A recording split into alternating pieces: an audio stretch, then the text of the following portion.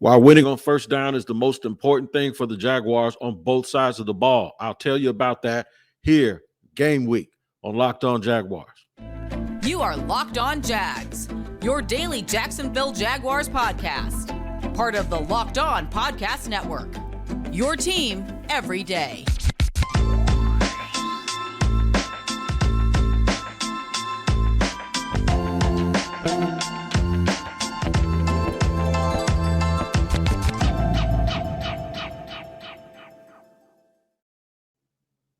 Thank you for joining us once again here on Locked On Jaguars. I am Tony Wiggins. It is your team every day, your Jaguars Daily Podcast, and we thank you for making us your first listener. I remind you that we are free on all platforms, wherever you might get your podcast. Today's episode of Locked On Jaguars is presented by PrizePicks. PrizePicks is daily fantasy made easy.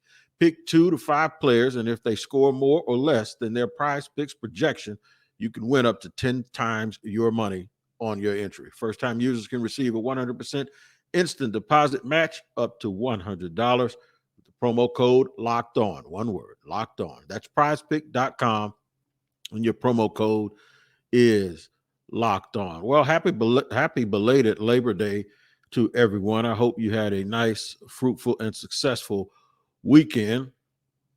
And it's the time for the Jaguars to get us ready for the next 17 to 18 weeks to all be good weekends as the regular season begins in less than 5 days. Doesn't that sound wonderful? I'm going to go through it today and give you my assessment of what I think is very, very important for the Jaguars to do on a weekly basis that will probably lead to them being successful if they're able to do it. That is winning on first down on both sides of the ball. It is extremely elementary. It is extremely basic. Y'all can call me basic all you want to, but sometimes basic is good when you're trying to get something done. I'm going to tell you in segment 2 what I think that will lead to in order for the Jaguars to play this scenario out. So I am going to hold that back. I'm going to surprise you with that.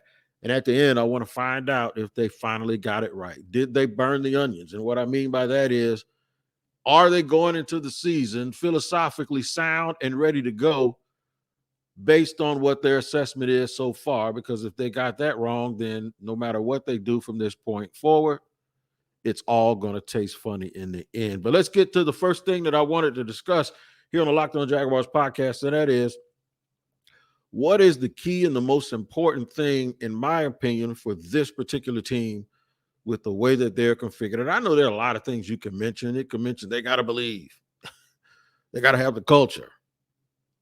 You remember Nick Foles talking about culture? I'm going to mention that in segment 3 too. Remember, you better, if you're the one talking about it, you better be the one who can fix it, right? We're talking about culture when you ain't a good quarterback. That was one of the most funny scenarios. That's what we're going to talk about that too. But all of those things, I'm just giving you an example of why I didn't pick certain things, right?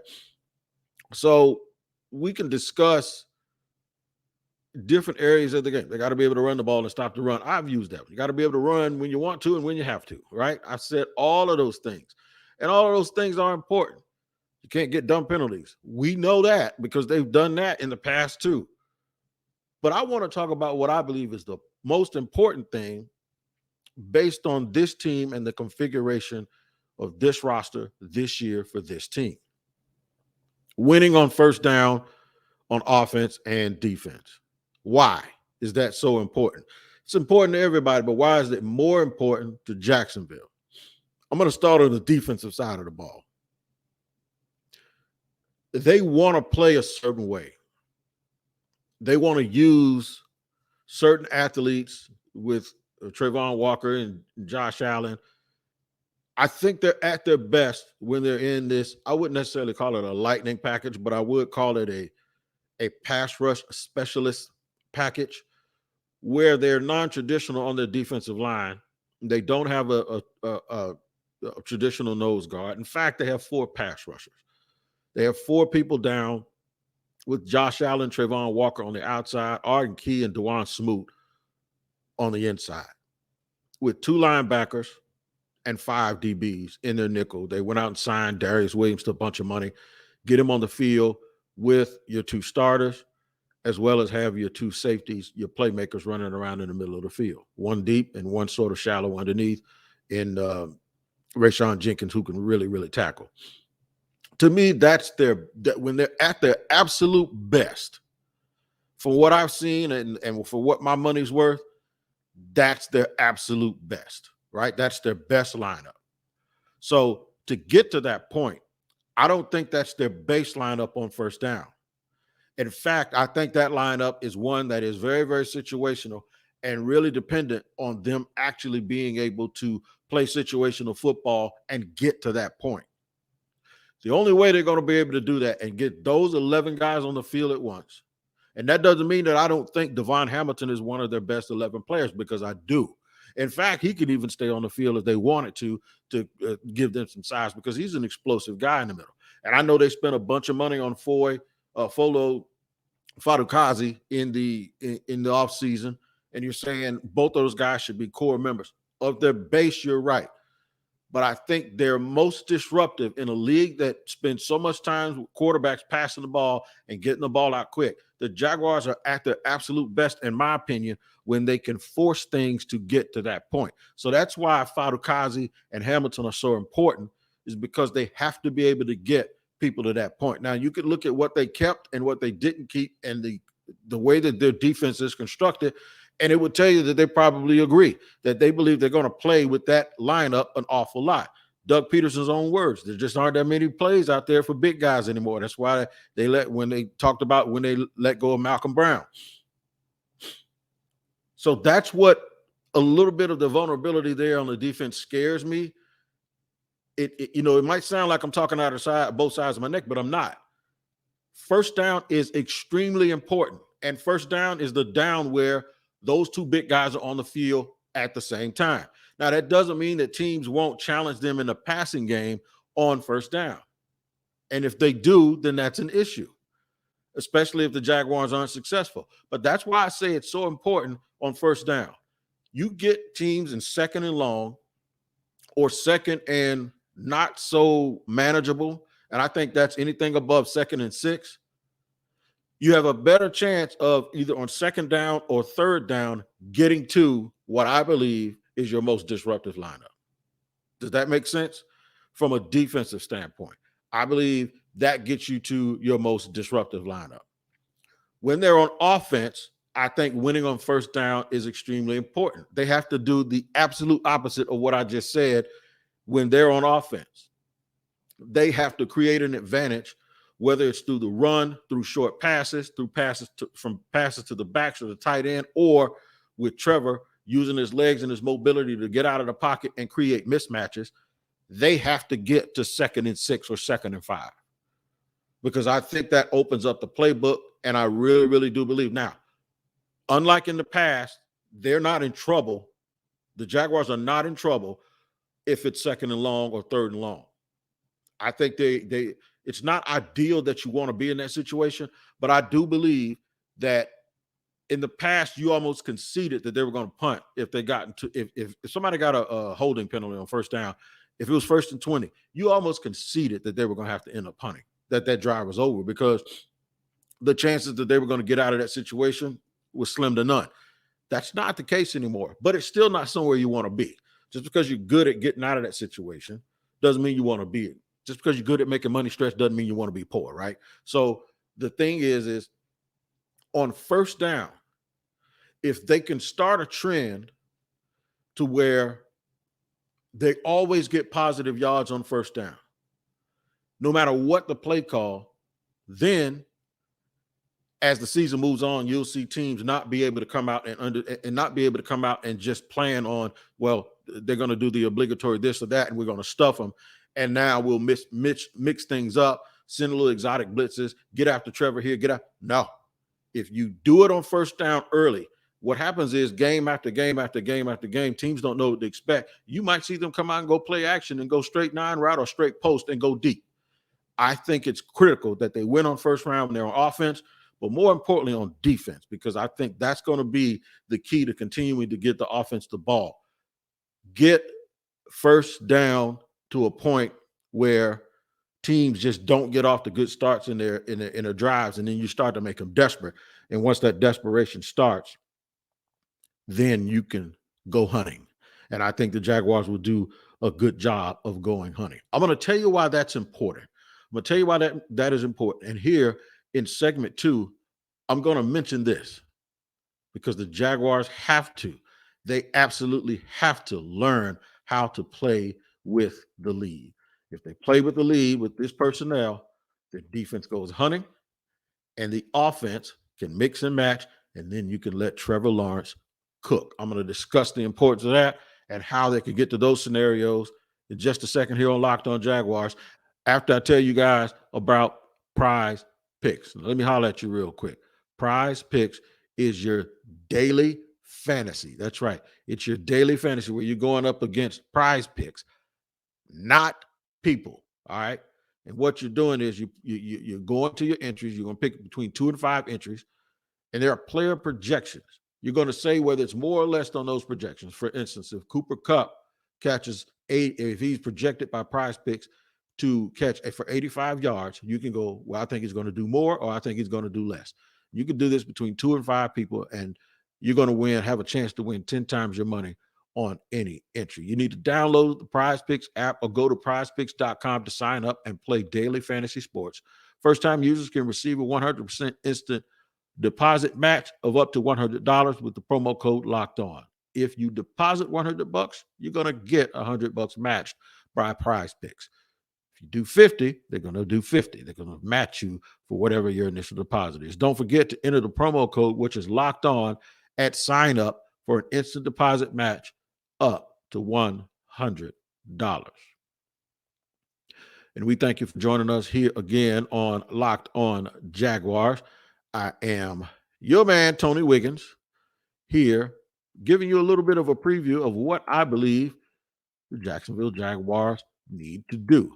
I spoke earlier about the Jaguars winning on first down to make sure that they get their proper personnel or the personnel that can create the most havoc, in my opinion, on the field. Why do I want them to win first down and get those advantages? Well, for the first time in a long time, I want the Jaguars to be able to play with a lead. When you have a really, really good play caller, playing with the lead is extremely gratifying, and it's very, very important for any football team. And quite frankly, the Jaguars have never enjoyed that. The Jaguars have always been the little engine that could, trying to come from behind and win, with the exception of 2017. But in 2017, you saw something that when you play with the lead, you make the other team predictable and you make them a little bit desperate. And when they're predictable and desperate, you need guys or players that are good at hunting game. And I think the Jaguars are equipped with those type of players in their front seven. They're long, they're athletic, they're hungry, they're dogs, as some people refer to them. And I think dogs need to get fed. How do you feed them? How do you feed them? You set the table. You set the table for these guys to just go eat and pin their ears back. And the way that you do that is you get off to a good start and you learn to play with the lead. That's how you help your defense. Now, how do you help your offense by doing that? Well, you help your offense because now you have the strength of a good running game now that James Robinson has been cleared to play and it has been said he's going to play. You help with play action. You also help the fact that you have a quarterback who has some wheels, who can get in and out of negative and bad situations. You have playmakers. You have the screen game that I think is going to be huge for the Jaguars this year, especially once you get things going and that other team feels like they have to start putting pressure on you. That's when the screen doesn't work if you haven't gotten anything going. If they can get pressure with 4 people, the screen isn't going to work because they're not going to sit in the house. You want to catch them in the right situation where they feel desperate and they feel like, no, we need to create something and we need to make plays and we need to get after it to change this tempo. And the second they do it, you loop that thing right over those guys that are coming in, rushing in, and ETN can take it and house it. That's exactly what you want to do. You also want that play calling. You want that play calling flexibility. You want the Jaguars to be able to come out of the huddle, look at the game clock, no rush. Y'all take your time, especially early in the season in the sweltering heat of North Florida. If their defense is on the field and you can even pretend that you're going to run tempo. You can pretend that you're going to run a no huddle, and then you don't even run a no huddle. You don't even run tempo. You just make them stand out there and bake in the sun, and then you come up with 4 or 5 seconds left on the clock, on the 40-second clock, and hike the ball. It's all psychological. We have seen this from the other side before. We have seen the Jaguars behind and literally get desperate to try to win the game and start hoping and praying. When you're playing with the lead, it's something different. It feels different, especially like I said early in the season. And all of this is because you have a great quarterback. When you have a really, really good quarterback who can play under pressure, remember I said this, just because you're good at stretching money doesn't mean you want to be poor. Trevor Lawrence is a great quarterback, but he's even outstanding. He's even more, and I'm saying that because that's what I truly believe, but he's even way better than that is when if he's able to play with the lead and he's not always using everything that he has, everything in the toolbox in order just to keep the team in a game. What if you can make him do all of that stuff with the lead? We've seen Tom Brady do it for years. That calm coolness that when they have the lead, all he has to do is just maintain and he's in full control. And then you can actually put the defense on skates and they don't know what's coming. Run, pass. They think you're going to try to control the clock and you send somebody on a post route.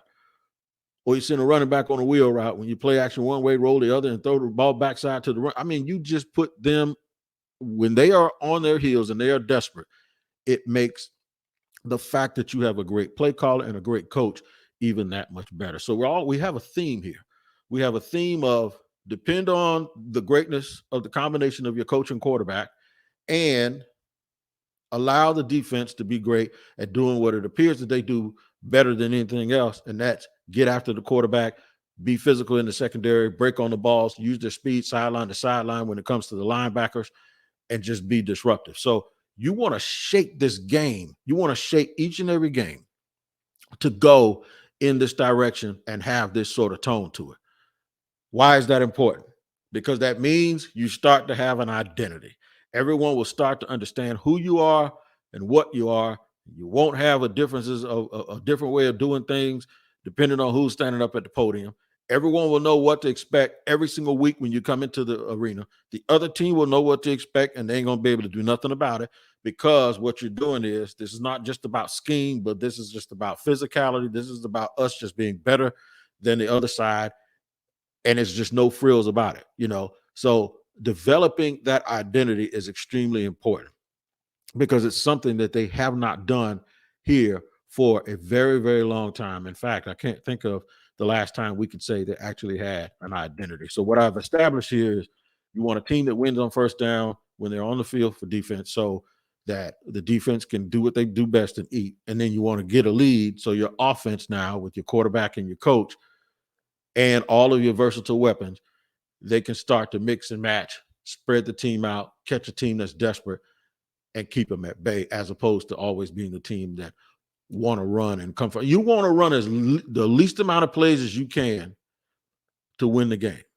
It's the shortest point to victory, and I think this is it for the Jaguars. I think this is where their identity, and I think it's what you're going to see, that based on the way the roster is configured, and based on the fact that their best players play these critical positions, I think this is what they're going to do, and I think they're going to lean on them. I'm going to tell you what I mean about burning onions and how I think they got it right in order for this to work. And I'll do it in just a second here on Locked On Jaguars after I tell you guys about Built Bar. If you haven't had Built Bar Puffs yet, you are depriving yourself of one of life's greatest joys. And guess what? There's a new flavor. Ready? Delicious, indulgent cookie dough covered in chocolate. That's right. Built has done it again. I'm going to introduce you to your new favorite. You know mine has been salted caramel, but cookie dough chunk puffs have a light and chewy texture, real cookie dough chunks. And of course, they're covered in 100% real chocolate. Go to built.com, use the promo code LOCKED15. Very important, LOCKED15. You're going to get 15% off your order. Make sure you use the promo code LOCKED15. You're going to love the new cookie dough chunk puff, whether you need a snack or something for your workout, late night, or just a treat in general. Just need to grab a quick bite. Built is the perfect protein bar, and your perfect promo code is LOCKED15. All right, man, it's game week. Going into game week here for the entire NFL. First game is on a Thursday. Of course, the Jaguars go to my second neck of the woods up in the DMV to play the Washington Commanders, who have had all kind. Y'all think the Jaguars have had some trouble. Jaguars had some trouble that's longer and that's lasted long. Those Commander fans will tell you they have been through it. You hear me? I don't want to be the elixir for them. I want them to continue to go through their misery because this is my real home. This is my first home here in Jacksonville. I love this city. I love the fans. I love the people that play, that pay their money every single week to go out and hope that this team can actually get better. Nothing more I want for this city than for this team to actually and go out and play well. We talked about the key to this team's identity is winning on first down, playing with the lead. In order for them to do that, we have to be right about what we think the Jaguars are. They have to be right about who they think they are. They have to have come out of training camp with a plan that this roster is indicative of, a plan that shows that they fully understand and they're fully invested into exactly who and what they are as a football team. What do I mean by that? I mean that if we can assess that they're better in this second package and they have built their roster around said package, then guess what? We got to be right. We just have to be right. And they have to be right. They have to be right about the fact that they built their roster, that they don't have a whole bunch of bulk on their defensive line because they're not going to sit in those alignments very often. They have to be right about the fact that they don't have a true, what they call a number one receiver, but they have a whole bunch of good number two guys, and that they'll be able to run routes and design offense that'll allow them to play the way that they want to play. They have to be right that paying Evan Ingram $10 million for 1 year was the correct thing to do, as opposed to maybe going out and either drafting or trading for or signing a bigger name tight end who's more than just a pass catcher.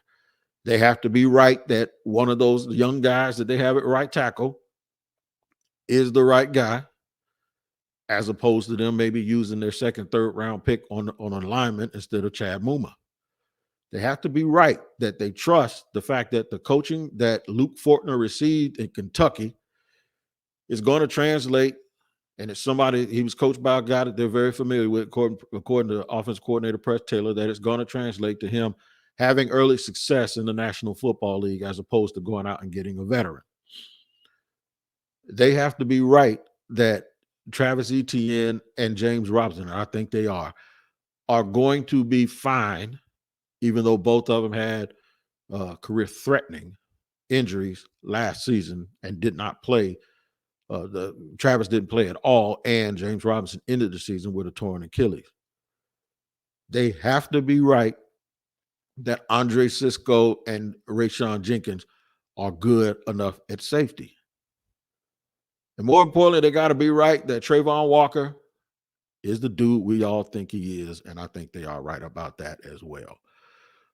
I really do believe the Jaguars have their finger on the pulse of this team, and they've gone into camp and come out of camp with what I believe is going to be a strategy that's going to fit their players. Now, why did I say that? Because you remember in the past, I thought about something. I thought about Nick Foles. And I thought about Nick Foles when he got here, and he came from winning the Super Bowl in Philly, where he played for Doug Peterson. And Nick Foles was in a press conference like 2 or 3 or 4 weeks into the season, and he's talking about culture. It might not even been that. It might have been preseason, because I don't even think he was hurt. It might have been either when he came back from injury or before he got hurt in the first game of the year that year. And he was talking about culture. And nobody around here really wanted to hear him talk about culture. In fact, the day after he did his press conference, Doug Marrone was in the podium, in the TV room down at the stadium, at the podium. And he was asked about it, and Doug Marrone sort of poo-pooed it, like, I don't know anything about any of that stuff. Let me tell you what I pulled out of that, what I extracted out of that. That's when I knew that this team at that point, they weren't on the same page, that the onions were already burnt, that no matter what they tried to do, and they could be greatest chefs in the world, when you burn those onions, you can use all the skill you want to cover it up. But see, in football, you can't start over once you got out of training camp. And you can't take those onions, you can't start over on that pot you're cooking either. But at some point, the truth is going to come out, because a good team that you face is like Gordon Ramsay. He's going to say, Chef, you did a real good job. You did an excellent job, but it showed a lot of skill, but you tried to cover up something. The fact that those onions were burnt in the first place. And back in the day, the Jaguars burned a lot of onions. They got Nick Foles, and Nick Foles came here talking about culture, and he wasn't that good of a quarterback. Doug might have been wanting to say, hey, you need to get better at quarterback before you come in here and talk about the culture that I'm ultimately responsible for setting. What are you talking about? You're not good, right? I don't think the Jaguars right now have that problem. I think Doug Peterson and I think Trent Baalke are all on the same page. Is that the right page? I'm optimistic that it is, until I see that it's not. And that's what I was talking about this past weekend when I was talking about the way that the defensive line is configured, and people misconstrued my point. I had people telling me about, no, we said this in the past about this. I'm not saying they're wrong.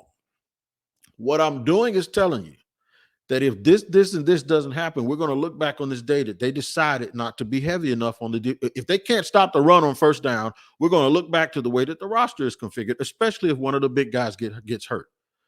The question that I have is this: even though I just said that their base and what their base is on first down is not their actual best lineup,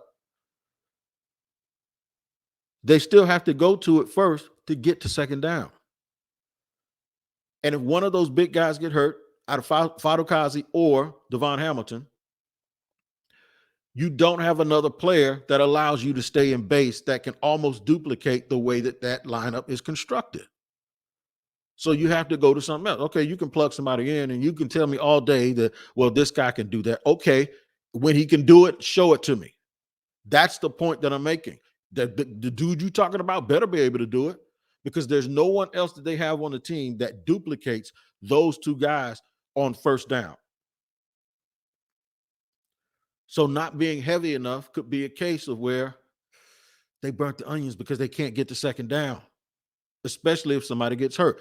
Injuries affect everyone. I'm not even talking about that.